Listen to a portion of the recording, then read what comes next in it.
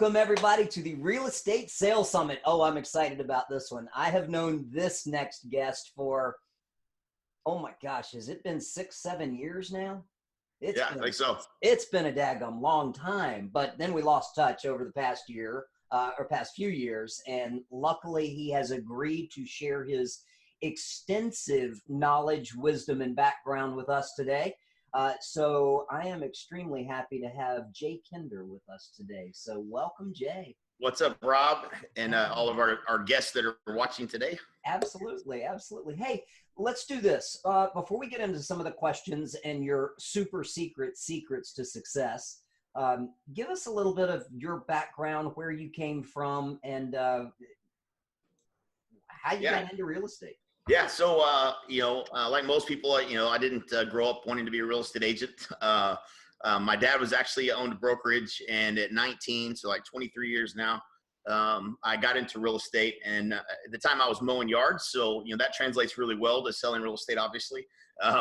It actually did a little bit because, I learned all the streets, you know what I'm saying? I knew where everything was, at least. Oh, yeah. I remember one day I walked in my dad's office, and he was giving a check for like $5,500 to this guy, Rusty Williams, that he didn't look like he broke a sweat that day. And I was getting my check for mowing yards, and I'm like, wait a minute now. So, maybe this commission sales thing is something I should be looking into. And so, I ended up, get my real estate license and trying to figure it out ever since, right? Like, that's basically where it started. Well, you started out did you start out as an individual agent just working for a traditional company? Just a traditional, working for a Coldwell Banker. My dad's, he had bought the franchise that year, actually, that I got my license. And, then I spent, the next 3 months trying to figure out, how to make a sale and, put a contract together. From there, continuously learning. I think I probably paid everybody that you could pay in real estate over the next several years, continuously, actually. I'm still continuing to learn and grow and invest in myself and invest in gaining knowledge. But, by my 5th year, I was number 2 in the world for Coldwell Banker. I was selling 531 homes a year, something like that. Yep. And did that for several years before I went independent in 2011. I was paying, roughly $100,000 to Coldwell Banker a year. And so my dad's exit strategy was, ironically, for me to buy the company. And I did the math, and, there just wasn't enough value. And I don't think in any brand for you to be paying that kind of money. So, that was transition to an independent brokerage, and that was that, and then moved to Dallas and started a brokerage here. And then we also had, since 2006, the Kinder Reese Coaching and Training, the National Association of Expert Advisors. Yep. And helping agents grow their business. That's been the last 10-15 years of my life. That's been primarily what I focused on. And then we moved over to EXP a couple years ago. So that's been that's a 23-year short version of the story of there. Yeah, absolutely. Well, we will put some nice links in there for people to get in touch with you and ask you some additional questions on that. But let me ask you this. So when you started, how did you really get going, and what was your first big aha that you went, oh crap, that's what I need to do? Right. So I remember there was 2 things. The first thing I did was I did open houses every Sunday. And I got to meet a lot of people, and have a lot of conversations, and ultimately ended up, meeting the first person that bought a house from me. And then I remember I went to this guy. The guy's name was Roger Butcher, and he had this little course that he would teach. And I didn't have, I didn't have a listing presentation, buyer presentation. Like, I didn't have any tools really that for how to get customers. there was no manual for that. So especially wasn't back then. And so, I was, I'm 19 years old. I mean, all my friends, my sphere of influence were all doing cake stands still. So, there's not, there wasn't a whole lot of things for me I had to focus on how do I get a customer. And so, and kind of didn't know really where to turn. So I tried to, take every class I could, or go learn as much as I could from as many different places I could. And and I remember in Roger Butcher's course, no one had ever told me the concept of for sale by owners or expires. Like I didn't even know what they were. And so, he's talking about these people that put for sale signs in their yard and they want to sell their house, but they don't want to use an agent necessarily. And, I'm like, seriously, there's people that put signs in the yards that want to sell their house and they don't, and I'm a real estate agent and I can help them do that. And so I literally left that class and actually went driving around in Norman, Oklahoma. I called my dad. I'm like, dude, this is crazy. There's for sale by owners everywhere. I'm going to call all of them. And I didn't know what I didn't know, but I literally was trying to call and get referrals for the for sale by owners and learned the script and came back to my market and went all in on FSBOs and expireds and just made the calls, got face to face with people, didn't know what I was doing. Had the door slammed in my face a few times and hung up on it a few times. And, eventually I remember when I got my first listing and I remember thinking, oh, I'm dangerous now. Like, I couldn't believe they listed it with me. Like I would always call people after I'd get a listing and I would be like, I'd ask them, why did they list with me? Because I was just curious to know what the hell did I say that made you decide to actually list your house with me is what I was really trying to figure out. Yeah. And what I was doing that was working. And I remember the one that told me it was my enthusiasm. And so like, I was always pretty excitable and enthusiastic. And that was just something that I think carried me for a long time is, my enthusiasm and ability to communicate with people. And I think that the thing that I had to learn the first was I had to learn the market data and the statistics and what was going on in the marketplace. And I did it by accident. I don't remember what I probably took in my first couple of years, I took my GRI and my CRS and, I didn't know what I was doing. So I was trying to learn everything I could. Yeah. But in one of those courses, they talked about the market data and the statistics and I started doing the market statistics before there was any tools that did it. And that just became, I became more knowledgeable where I could have conversations like, hey, my banker asked me how many homes are on the, hey, how's the market? I'll be like, well, there's 1,032 homes on the market today. Last year, this time it was 900 and, such and such. So, the inventory's gone up a little bit, but all in all, things are well. I could talk about the market. And so that was, that market knowledge piece was a big factor to my success early on. I think that's an important step for everyone to get to know the numbers and understand the market so you can be an expert and you can really advise people. Well, you did two things. You went out and you actually found, you modeled success, or you found somebody to learn from. Absolutely. And you increased your knowledge. Right. So did you use, when you started this process, did you use certain scripts that you liked, or did you kind of develop your own? Yeah, no, I definitely use scripts. I didn't have a proven track record of what to do and say. So I went to Mike Ferry's course and I bought his tapes and stuff and I used his scripts for the longest time and I just kind of polished these things over time, right? Like, got to a point where it became, very scripted and very, but conversational, but yeah, that's, I definitely didn't try to reinvent the wheel. Yeah. Good. Well, and you mentioned open houses too. You did open houses. Yeah. And I wasn't doing anything special. Like today, what I would do is a completely different strategy with open houses. And, we eventually, got to the point of doing open house on steroids where, you can have, 100 people come through a house, and so, you can go do open houses and do nothing and nobody's going to show up. 3 to 5 people might show up, which is about how most open houses that I did for all those years kind of worked out. Or you can do it bigger and better and have a lot better results. But back then I was just doing regular old open houses. And I did them every single Sunday. I don't think I missed a Sunday. Consistency. Yeah. I didn't know what else to do. That was the fastest way I could meet people that were out looking at property. Yeah. So today's world, if you were starting over and you said, all right, I'm gonna go back in and do it again, would you do the same thing? Yeah, I would. I would do exactly the same. If I had no money and, the fortunate thing that I have is my skill set, that the one thing that once you have a really good skill set of knowing what to say, when to say, how to say it, you can parachute into any marketplace and go get business. And so I would, if I have that skill set, which I do, that's where, I'm going to leverage that by hitting the ground running. And, I'm going to, in between those appointments, I would be really studying the marketplace. Nice. So you got, yeah, just it's amazing to see the agents out there that are struggling when they could go and do exactly that, and they wouldn't be struggling for long. Yeah, it's funny. We used to call it, the insanity offer. You ever see the commercials on TV for insanity with Sean and Pete, right? Yeah. And so, if you they don't tell you this when you get into real estate, but it is like that insanity commercial. Like there's no secret to this. When you buy that insanity workout, you know that you're getting yourself a workout. You know what I'm saying? Like, you didn't watch that and go, I'm going to order this and then, and get mad and send it back because it was too much work. You know what I'm saying? Like, you knew. And so real estate really should be probably marketed more like that insanity video where, it is going to be work and you're going to have to get out of your comfort zone and you're going to have to pick up the damn phone and make some calls.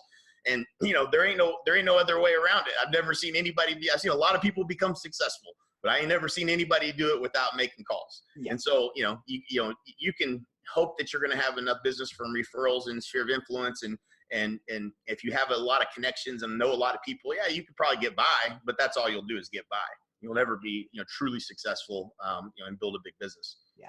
So what was your breakthrough and when did you decide, all right, I'm not going to do this by myself anymore. I want to build a team? Yeah. So I didn't know what I was doing. I mean, it sounds crazy to say this. I'm freaking so old, but there really wasn't. Teams was it? I mean, the Red Book hadn't even come out yet. So I had a team before teams were even cool. So and I didn't know I was going to have a team. That wasn't what I was thinking of, at least initially. I was just trying to get some shit off my plate. As I was becoming more successful, there was just, and this is actually what I know now is I did it the right way. But I didn't know it at the time, but I was just trying to get the things off my plate that I didn't like doing. So like if it was paperwork related or data or any work that I didn't like doing, like that, hey, that's your job now. So my first assistant was part-time and that was what she did. Bless her heart, she didn't last very long because I didn't know anything about hiring people and I didn't know anything about managing and leading people. Yep. And ultimately, she was a real nice lady, but I didn't know what I was doing, and so she ended up quitting, or I fired her. I don't remember which one. And then got another one, and eventually I got all the way to and what would happen was I would still do those dollar productive activities, but then I'd get real busy and I'd be doing all that busy work in between, and then I wouldn't do the things that got me those deals. So it was this roller coaster effect of not just the impact of making the sale and then servicing the sale. Yeah. And so then eventually I hired another person, and then I hired a person to handle the transactions, and then I hired a second transaction coordinator and a listing coordinator. So I had 4 staff before I ever had any agents on my team. And that year I did 233 transactions, hired the 3 agents in November that year. And I mean, I was busy all the time, but I was really only face-to-face with clients. I mean, that was where I was either with a buyer in the car showing them houses, or I was with the seller getting a listing. And that's the highest leverage most dollar productive activity that you can do in real estate. That's the $1,000 an hour work. And you'll never make $1 million a year selling real estate doing $10 an hour work. So that you got to get that stuff off of your plate. And I think when you're brand new, you got to go through and learn. You know what I'm saying? Like Braden, he's my son's 21 now, and he's been selling real estate a little over a year now. And he had to learn everything the hard way. You'd think that he would have just plugged right in and done everything I told him, but he didn't. So, he just like me, he just has to do it the hard way. And so, he was trying to find an easier way, He didn't want to make the calls, Then he started making the calls, and then he had a real good month. He made like, probably 20-something thousand. And then he didn't do anything for about 60 days. Then he ran out of money, and he's like, uh-oh, I'm out of money. And you can't make a sale happen, and close fast enough for him by the time he realized it. So he had to come knocking on my door. Hey, I need some money, Dad. And I said, let me see your numbers, man. Show me your numbers. We had set all these goals, and he was supposed to do daily numbers, and he never did them. He never sent them to me, and come to find out he wasn't doing it. And so, he wasn't doing the work and making the calls. And if you're not doing that, you're going to have a dry spell. Yeah. And so that was, unfortunately, I think that's what most people experience. And until you get that stuff off your plate, some of those things off your plate, you're going to always have those ups and downs. Yeah. Well, it seems like one of the biggest mistakes that I know you've seen a bunch is the agents come in and they decide they don't want to take buyers anymore, and the first person that gets a buyer's agent. Yeah. Yeah. It's the biggest mistake I see people do. Largely, there's two reasons that I don't like it. Number one, we tend to want people to be successful more than they want to be successful. And if you've been the kind of person that's done the work and actually made the calls and been successful, you start kind of handing them some deals that you would have probably done, and you would have made 100% of that money, and now you're giving it to them, and you're making half that money. So you actually, and then in your new job that you didn't know you signed up for is, as an adult daycare babysitter, and you're trying to help them, but you're also trying to just get them to do anything, and follow up. Hey, did you do the open house? Did you put your signs up? Or yesterday? Nope, didn't do that. Like everything, you become a manager, and you have to manage people, manage and lead people. And what happens is you end up doing more of that and less of the things that were dollar productive. And then you're getting half the money on those deals. It looks good on paper. Hey, I got 3 agents. If they're just doing 2 deals a month each, look how much more money I'm going to make. That's not how it works. It never works out that way. Yeah. And so, yeah, so I think that is probably one of the bigger mistakes. I made more money when I was doing 200 transactions with no buyer's agents than I did when I was selling 500 homes. Yeah. That it just wasn't as profitable of a business model. And, you'll be the surgeon, just, get everything else off your plate and be face-to-face with those clients that are serious about buying right now, and the people that want to list a house. Fill your day with those appointments, and delegate everything else. If you don't change here, and here's the framework for that. If you don't change the outcome, then you don't do it, right? Yeah. And you think you change the outcome in everything, and you don't really. And if there's something that you do really well that you don't think other people could do, mm-hmm. then you either have a process or you're winging it, right? So like you just nail it down to what that process is and have someone else follow it, and that's how you delegate. And you got to once you delegate, like for the first time you get something you really don't like off your plate, you're like, man, this is actually great. What else can I get off my plate? You start getting really good at delegating. Oh yeah, absolutely. Well, and you said it, you've got a job until you start doing that. Right. You don't have a business, you've got a job. Right. So you would start looking now, you did it right. Is that the same? You'd say that's, the first hire that somebody wants to make, who would it be? I think it's a catch-all. I don't think there's a really like a position that it is. More so, it's a catch-all for everything. So like, the first person ends up being just an assistant, a full-time assistant, and you start writing down all the things that that you don't like doing, and those are the things that's going to become their job description. Or write down every 15 minutes what you're doing for a week. Do that. That's a painful exercise, but if you do that for a week, you write down that, and then what is it worth per hour next to everything that you did for a week, and you got a new job description there for that person. You'll see that things that are not dollar productive that you shouldn't be messing with, or that you can teach someone else how to do, and that's that's probably it's amazing how it works. But we're not stupid individuals. When you get stuff off your plate and you have more time to do the things that are more productive, you just do those things that are more productive. Yeah. And your business, will grow because of it. Yeah. Well, over the years, you've become a master at hiring in that process and that onboarding process. Take us through a little bit about how you do that. What's your answer for that? So I think, I got good at it because I was so bad at it. I had to get better at it. And, when you're managing and leading people, it really comes down to, it's way more complex than just a process for hiring. I mean, it really comes down to core values and having there's certain things, like if you've ever worked with somebody where, they just make your hair on your neck stand up, like they drive you batshit crazy. Yep. There's something going on there. And that's usually a core value mismatch, right? Like there's something at your core that you're about that they're not about. And for me, there were certain things, like I like working with people to get shit done. You know what I'm saying? Like if I give it to you, it don't come back on my plate, it gets done. And so when we, as we built, NAEA to a, $10 million company, we had lots of employees. We had people who were leading other people who were leading other people. And the culture is really made up of the values, and the values are really what how we behave part of a company. And if you don't get clear on like the thing, this isn't that important if you're just making your first hire, But as you build, build it bigger, it is going to become important because you're going to want people that have not this, you tend to, the first hire you tend to hire is like, hey, I like this person. They're a lot like me. Well, that means they probably have the same skill sets as you, and they probably suck at the things you suck at too. So like, that's not the right person to hire. You need to hire somebody that has the skills that you don't have, where your weaknesses are, and get those things off your plate. And so, but over time, yeah, there is a process, and it's, it was a very tedious process. And we have a test that we would give people because we had gotten clear and wrote down exactly what their job description was and what we were going to measure their performance by.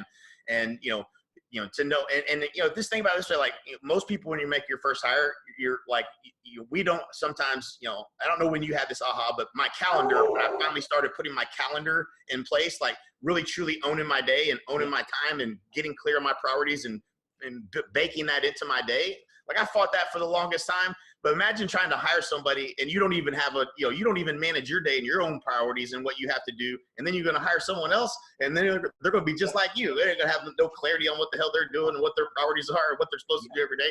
So like, there's an evolution of you that has to happen before, you can start to manage and lead others. And so once you learn things yourself, then it's a lot easier to teach it to somebody else. But I remember, for years I didn't live by the calendar. I didn't prioritize everything by the calendar. Today, you'd never catch me not doing that. I mean, it's 100%, but it's just that's how I live. I love that. Stay there for a second. So how do you prioritize your calendar? What do you put on there? So, first? I mean, I get clear on, first of all, I get clear on where I want to be, where's the vision? Like, where am I trying to get to? Yep.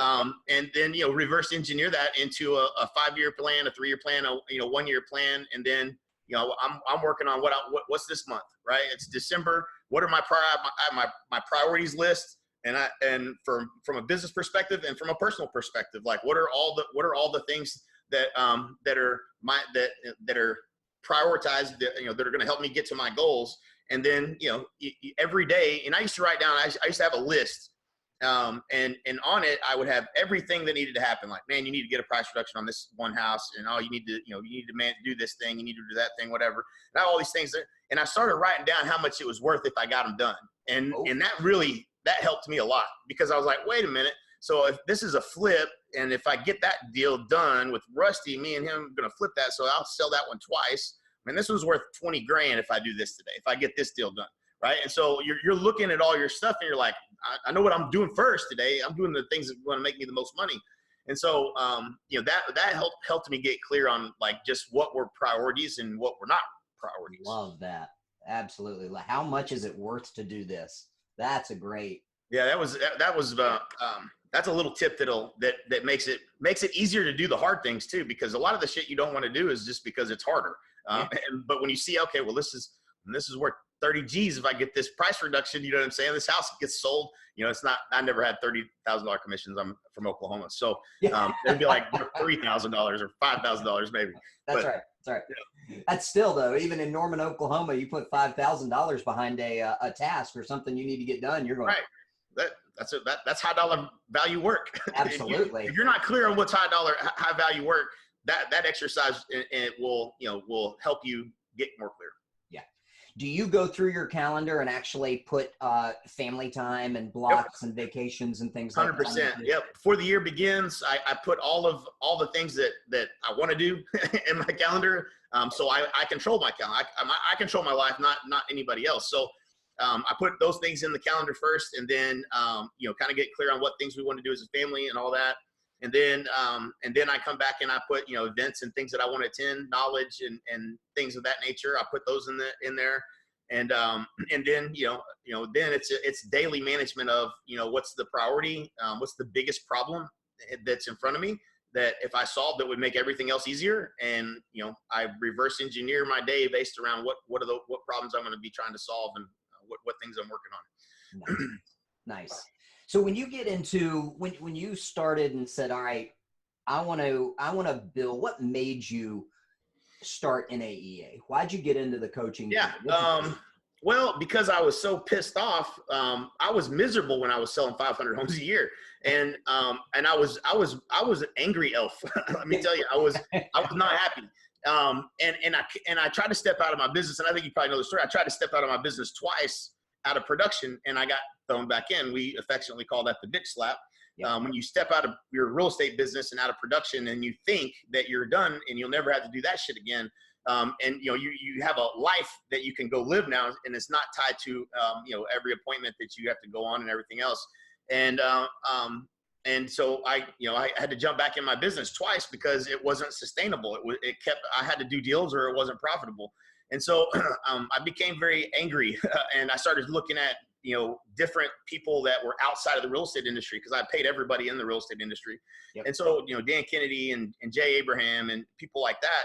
And, we basically, through Vern Harnish, met a guy that had a financial model, Greg Crabtree, and we applied our financial model to the business. And we went from being, me stepping out, we were negative 3% profitable to 22% pre-tax profit in Lawton, Oklahoma, with me not going on any appointments ever again.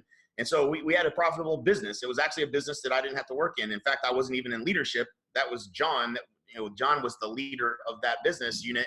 And I moved to Dallas. And so, when it took like 5 years for, we were already doing Kinder Reese for probably 5 years and coaching agents and helping them build big businesses, because we definitely could do that. But as we were learning the importance of the financial model and understanding what you can afford to pay and can't afford to pay, and nailing that down for people that there's nobody that we ever coached that didn't get to a point where they wanted to be able to step out of the business at some point. Right. And so that was, coaching, became a passion, because we knew we could help people build businesses, and then we wanted to help them build them profitably. And so that was kind of really the passion behind it. And then, it became NAEA because, we needed the systems we talked about like, buyer's agents and whatnot, but like we needed systems for training our own teams, and training our own agents. And so, NAEA was just a way for us, to create a differentiated value proposition that we could train our agents to, and train, the people that, that came through our systems. And it was how I stepped out of the business. I mean, I had to have a scalable listing presentation that wasn't about me. It needed to be about a system, a process. And so we created those, and a lot of done for you systems. And still to this day, that's, we do those events every year. So, yeah, that's, that was all, it was created out of passion for, nobody was teaching people how to run a business. I mean, everybody would teach a pillar and a tactic, and that stuff ain't, that stuff is, it's not about just making a sale. It's about building a business, and I had to go spend a lot of money and go outside the industry to figure that out. And we felt like we brought that back to the real estate industry and training, from a training perspective of teaching people how to build business, as opposed to just sell more houses. Nice. So if somebody's, yeah, there you go. So if somebody's doing that and you say, after all these years, if you said somebody's coming in or they really want to build the right business, what would you say, like the top 3 things that they need to do and put into place now to do that? Yeah, no, there's two things that we do right out of the gate. One is the quad track. That's just, there's not really a tool that I know of. There's a couple tools that have evolved, I think, since then, but the quad track was just a way for us to track the entire business and basically kind of have a snapshot of where you're at related to your goals and all that. So that's one thing. The other thing would be, and it depends on like where exactly you're at the time, right? So like when we, if you come to us and you're on life support, what I'm saying, like, we're not going to put the financial model in place yet. That's not going to be the focus. We're going to be focusing on, let's go make some damn sales. Yeah. And so, you want to be strategic. You want to be strategic in your business. And if you're being tactical and you're making decisions based on cash flow, then it's because, you got to get the cash flow fixed first.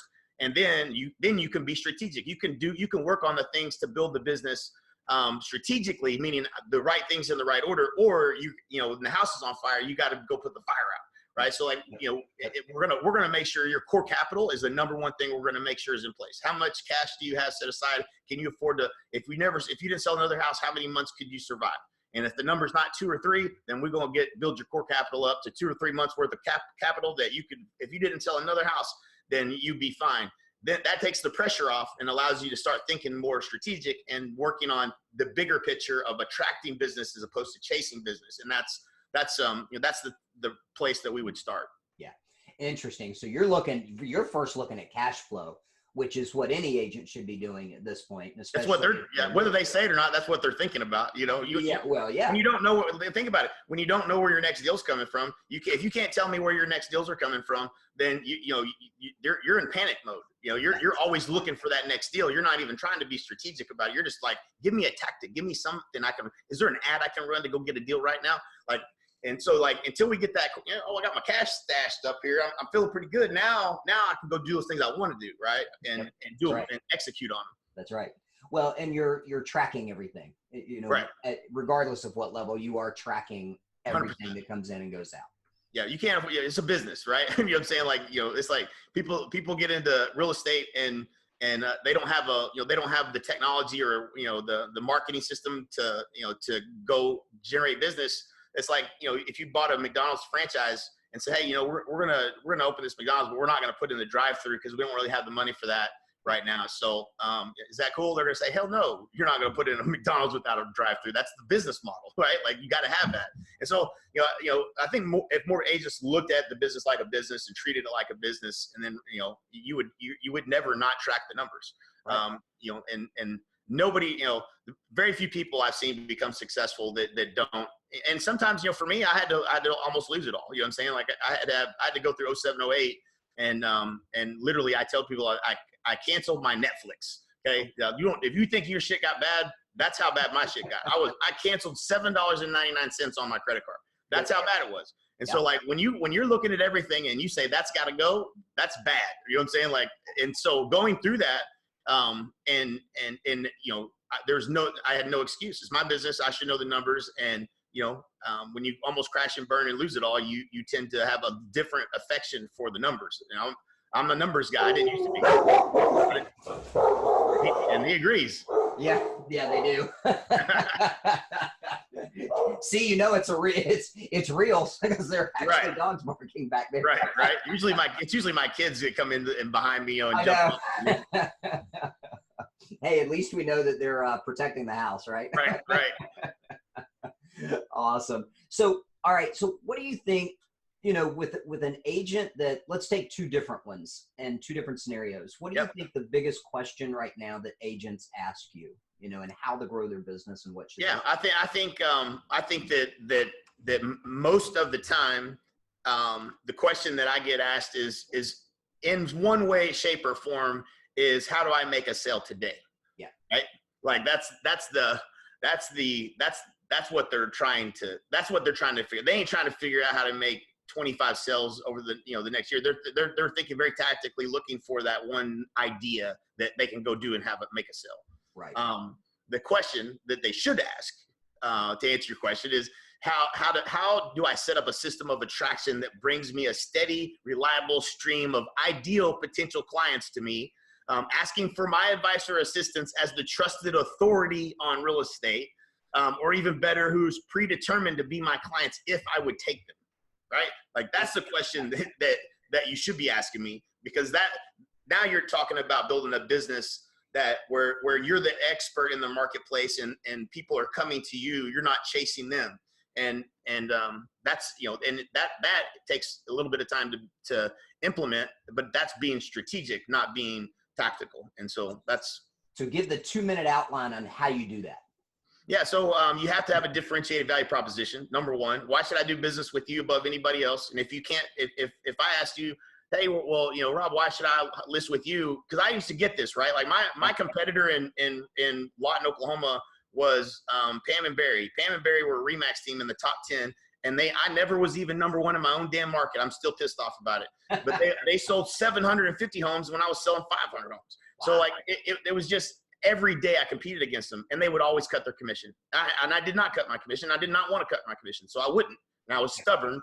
And so I had to learn how do I sell against somebody? Because this is what they would tell me every time I meet with a seller that had met with them is hey, well, Pam and Barry, they sell more houses than me. They spend more money in marketing. They got more signs all over the place. You know what I'm saying? And then here's me trying to charge 7%, and they were willing to do it for 4 or 5%. And so they would say, well, Jay, why should we hire you above using Pam and Barry that'll do it for 4 or 5? And eventually I learned how to sell against that, and I learned how to win in that environment. And it comes down to your value proposition. And we have a proven, repeatable system backed by market research to sell homes for up to 18% more than the methods of traditional real estate agents. Would you like for me to show you how we do it? Yeah. And that one talk off, and then having a system to make the value visible and show someone that you have actually a system for how you sell homes for the most amount of money, and you can make that value visible. Then you can show them enough value that they'd be willing to pay more. And so that's the first thing you have to have if you want to build a business of attraction. You have to have a good promise, and you got to deliver on that promise. And so if you have that piece, then you can build upon that, and you can't go building on something without a foundation. It's got to have a reason why people do business with you above everybody else. And then you deliver on that promise that you're making, and then from there you can start marketing to acquire customers. See, real estate agents think that leads are people that did a home search, and then you chase them down and try to convince them to buy from you. That's a lead. That's not a damn lead. That's just a poor soul that did a home search on somebody on website, and you're just trying to chase them down and call them. You're just cold calling people that don't want to talk to you. Yeah. So that's not really a lead. A lead is someone who says, hey, I see the value that you bring to the table. I'd like to have an opportunity to have you represent me in the purchase of a home. That's a real lead. Somebody that's looking to come do business with Rob Tucker because Rob Tucker has a value proposition. So on the buy side, it's, we have a proven, repeatable system backed by market research to save you thousands to tens of thousands across the home buying process. It's called a smart home buying strategy. Would you like for me to show you how we do that? Okay, that's a better conversation, right? Like that's a better person that says, a person that says yes to that is better than whatever else most agents are saying, right? And so that's it sounds like a lot, and it is a lot that I just threw out there, but if you nail that piece, now we can build something, right? But if you don't nail that piece, I don't know what you're going to build it on, because there's not any clear reason why people should do business with you. You're just going to tactically be randomly nailing boards together and hope that it builds a house. Yeah. Well, that's why the tech companies are kicking our butts as an industry. They've convinced us that their leads are outstanding and that they're great leads, and we've abdicated our responsibility to build value. Right. The real estate agent's not going anywhere. I mean, that's the good news. There's been hundreds and hundreds of millions of dollars thrown into the industry in the last 10 years of people trying to disrupt us and discount and all these other things. We're not going anywhere, but I will tell you the real deal is, Open Door offer pads, Zillow offers, Redfin now, and any number of other hundreds of companies that now understand that the data's there to, you can buy a house and you can flip that money 2 or 3 times in a year. You can beat the market. And that's going to never go away. And that's a pretty good offer, right? When you really think about what's the value proposition? Hey, we'll give you an offer in 45 minutes, close on your terms whenever you want. Never have to show your house to anybody. Is not a bad offer, right? Sellers are there's gonna be a segment of the market that always gravitates to that. Oh yeah. And so we gotta figure out how to compete against it. Yep. Well, and we can, and you're seeing agents that are doing that and popping up and having their own iBuyer type program. For sure. And it's great. Yeah. EXP just launched their platform for express offers with multiple buyers that are in that game. So now we can say, hey, we got, the real key to it, Rob, is we all have to become experts on every damn buyer that's in your marketplace. Yeah. Because the thing that it does, and this was, I can't remember who said this, but it really got my attention and got me thinking about it. It's like, they're not making this process any easier for the seller. It's making it more confusing for them, because they don't know, they don't know. There's Zillow offers, there's Open Door, there's OfferPad, and then now every real estate company is going to have their own express offers type thing, an iBuyer platform. And so now there's all these ways, but somebody's still got to make sense of all that and help somebody to say, well, what, these fees are, this one has these fees, and then this is how this works, and this one is this way, and this one is this way, and this one is this, which one of these is better? It's like, you still got to have somebody that's an expert help you through that process, or you might get taken advantage of. Absolutely. And so I think you have to be the most knowledgeable on every iBuyer platform that's out there, and B, you have to make that a part of your proposal. Is I'm going to help you get all the offers. We're going to start there. We're going to look at those numbers, and then we're going to look at what if we were to package and position the home to attract the highest price that we possibly could in the market, and look at those numbers as well and determine what route do you want to take. And if you can be that person and be positioned in a market as that person that's the expert on getting you offers, then now you got something of real value. Yeah. Well, you're having a true discussion with a client or customer about what their real needs are, what their pain points are, and you're providing a solution for those. Exactly. Wherever it falls in the spectrum, right. Of what happens. And you always, and you always got to, it always has to be rooted in helping them, advising them the best way that you could, no different than a doctor. Absolutely. You got to do what's best for the client. If you do that, then you'll survive as the expert in the marketplace. That's the position that you want. That's my strategy. I mean, I don't know if there's probably other strategies out there, but I like that one. You become the doctor of real estate in your right. And then that's key, because there's, that's the things that all of those tech companies can't compete with. They're not local. They're not going to go and have a cup of coffee and sit down with somebody and really find out about them and truly solve their challenges and help them achieve their dreams. Yep. Yeah. So we're coming towards the end of this official one. So any last piece of advice that you'd give those that are watching this to really jump out, succeed, compete, and win? Sure. I mean, first of all, congratulations for watching this in the first place, because that tells me that you're a lot like what I've known to be known to make people successful, which is you're seeking knowledge.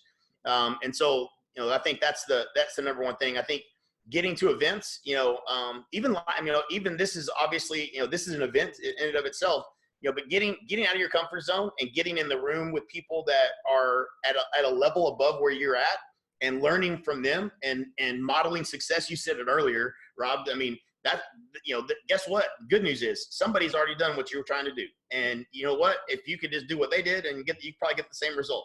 That's been the story of my life. So all I've done has been really good at finding somebody who's done what I want to do and then go copy and do it exactly the way that they showed me to do it. And I think what you want to look for is somebody that's done it, and then somebody who ideally has helped other people do it. And if you can find that person, that's going to be a good mentor. Yeah, absolutely. So how does somebody get in touch with you, Jay? Sure. Yeah. So I'm on the gram. That's my, that's the most entertaining way to follow me is on the gram. I think it's jkinder82, or just message me. I'm easy to find. Google me. Something hopefully positive will show up. But go to my website's jkinder.me. And you can book a call with me, and I'm happy to help anybody with anything. So whatever I can do to help somebody, you guys come find me. Awesome. Jay Kinder, thank you. I appreciate it. And for everybody else that's out there watching it, we appreciate it. We know that you've given some massive value and some great things that people can implement and take action on. So thank you, sir. Yep. Appreciate you, buddy. You rock.